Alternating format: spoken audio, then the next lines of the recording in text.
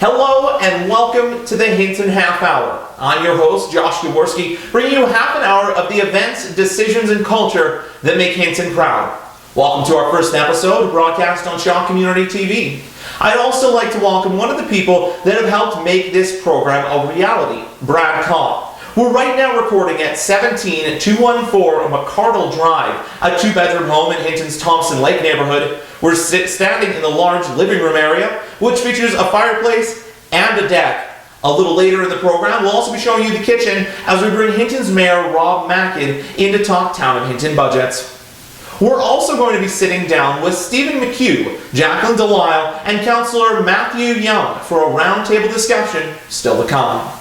If you'd like to live tweet this episode or anything else that's happening in Hinton, use hashtags Hinton Half Hour and Hinton First.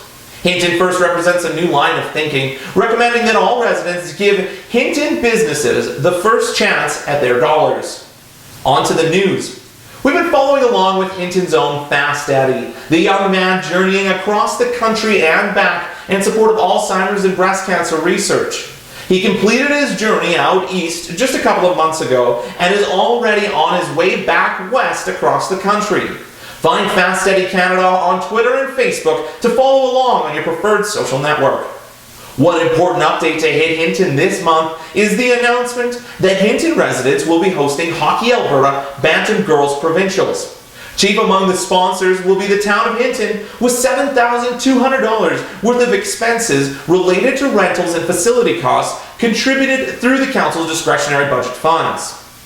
Speaking of budgets, the Town of Hinton is currently neck deep in discussions surrounding this year's budget. A number of high-profile concepts are included in this year's budget, although there's also a 0% increase to the town and no additional fees.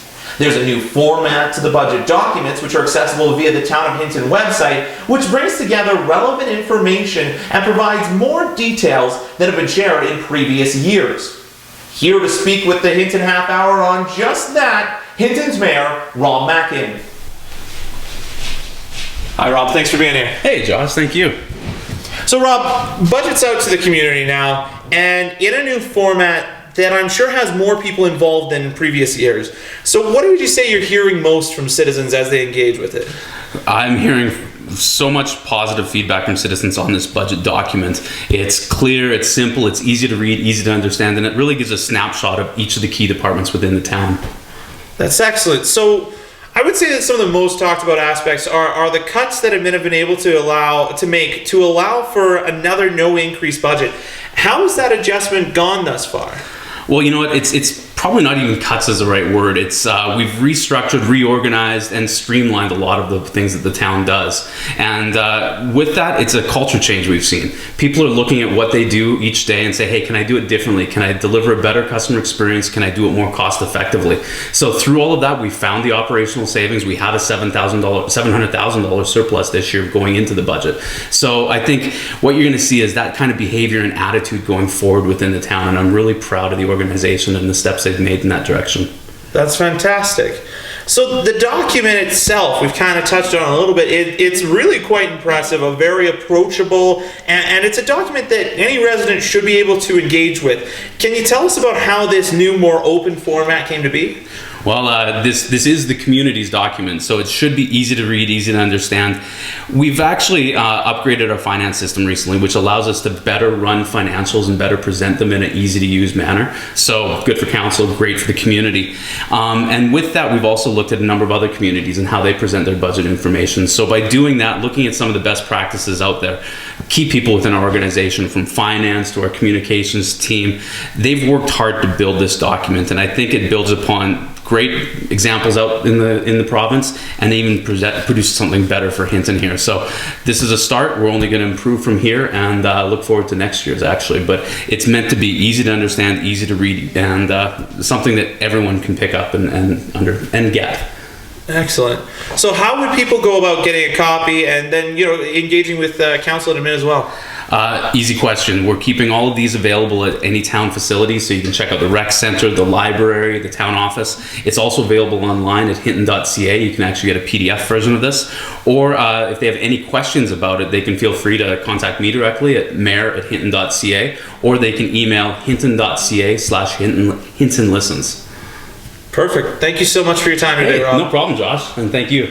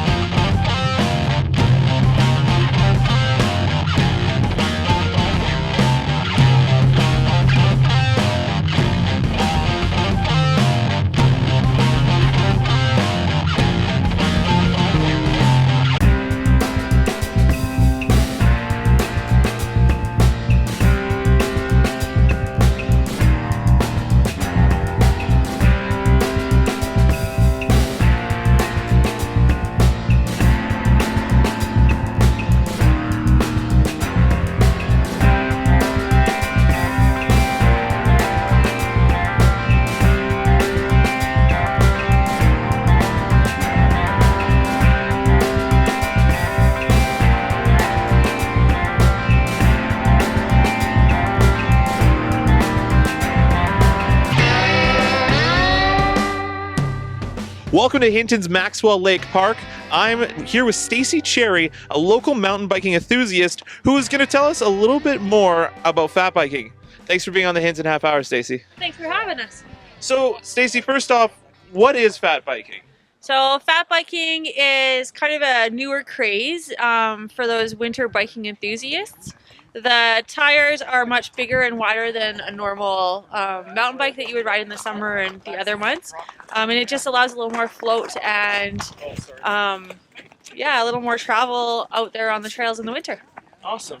So now there's a lot of luxury retail recreational items that are going down in sales right now, but fat bikes, the sales seem to be climbing. You can see them more and more in lots of different communities. Do you have any ideas about why that would be? I think because there's much more of a health benefit on a fat bike versus hopping on your quad in. It's a little bit of a lower cost. You have no extra insurance, registration, maintenance that you would have when it comes to a motorized winter sport. And it's a great thing for, the whole family. They have fat bikes coming out from the big extra large bikes to small kid-size bike now. Awesome. So are there any particular skills that are, required that are different from a standard bike that you need to use with fat biking? Well, it definitely requires a little more cardio and balance, and it really helps if you have a good sense of balance, but you'll also gain those skills the more that you get out and bike, right? Absolutely. So what is the price range for a fat bike? A good quality fat bike will start you out at just under $1,200. And our local shop, Vicious, in Hinton and Jasper, they rent them. So if you just want to demo one for a day, or you want to research it a bit more, it's definitely worth stopping in at Vicious and having a chat with Dave. Cool. And to find out more, where would people talk to? Well, they can go talk to Dave at Vicious, or they can contact HMBA at bikehinton.com and just inquire, stop the guys on the trails when you see them out there on their big bikes. Awesome. Thanks again for being on the Hinton Half Hour. Thanks again for having me. Welcome back. Coming up next, we're going to have a roundtable discussion on the patch project. But first, we're going to take you through the guild as it stands right now and show you all the groups that benefit from the facility.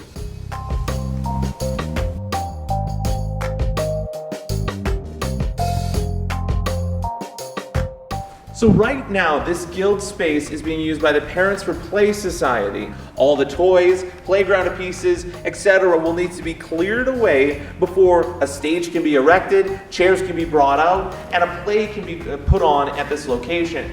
But there's another issue that you can't really see on camera. It's cold in here. Right behind me are these 3 bay doors. Now, one of the 3 still work. They were used for the fire hall originally.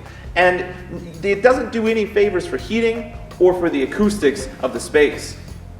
Now there's a number of other groups that benefit from the guild.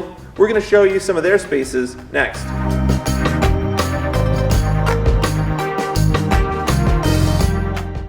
The upstairs area hosts multiple rooms and user groups. This quilting space is filled at least once a week, hosting large numbers of local quilters working on projects like those you see on the wall. The kitchen's available for groups and has been utilized for many purposes, including canning bees, bacons, and cooking classes. Besides it is the art room, which groups like Toastmasters, Hinton Search and Rescue, and YRAF workshops utilize.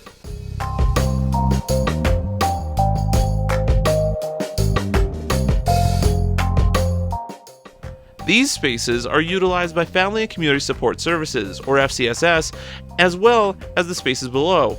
A wide variety of support is available through these rooms.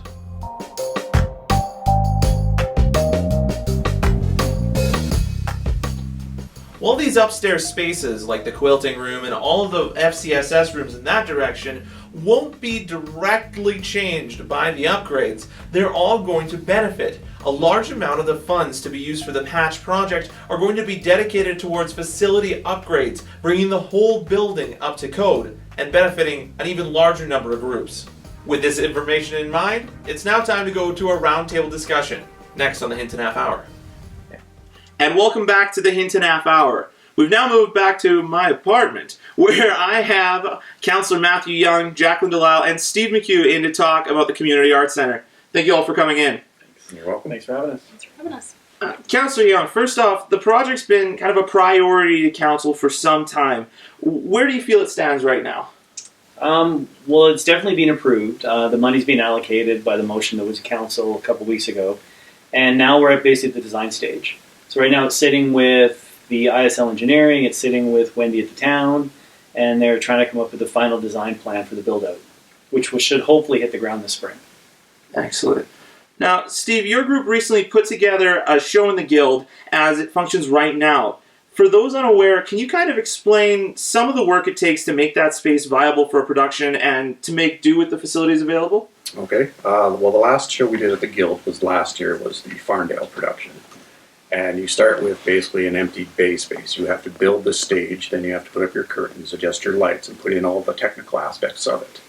The biggest challenge is if you're doing it in the winter, it's cold in there through the doors. We had people with blankets on them and everything because they're just freezing sitting in the audience trying to watch a show.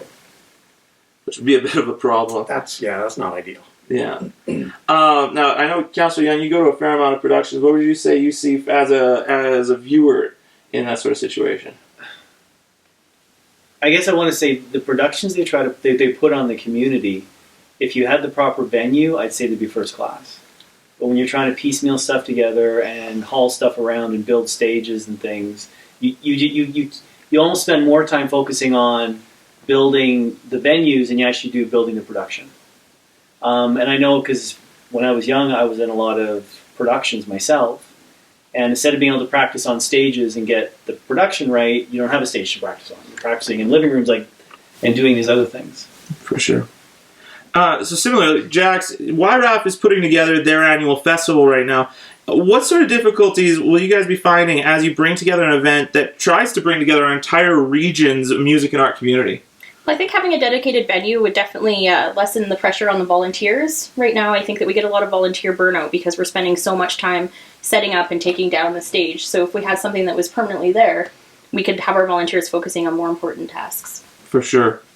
Now, there are those particularly individuals who prefer to have such discussions over social media who seem to feel that a performance arts center is an unnecessary luxury that the community can't quite afford at this time.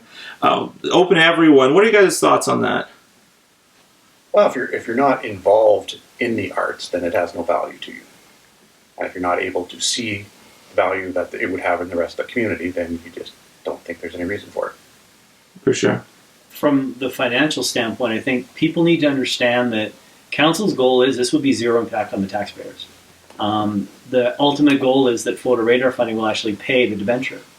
We've applied for another $500,000 in grants, and at the end of the day, we're shooting for a very reasonable number that won't even hit you in the bottom line. And with the reason we chose the Guild also is from an operational standpoint, I equate it to putting an addition onto a house. We're already heating the bays, we already have the services, we're clearing the parking lot, we're mowing the grass, we have the staff working there. This is just putting an addition on your house, theoretically, and also all you have to do is heat that extra space we're putting onto it.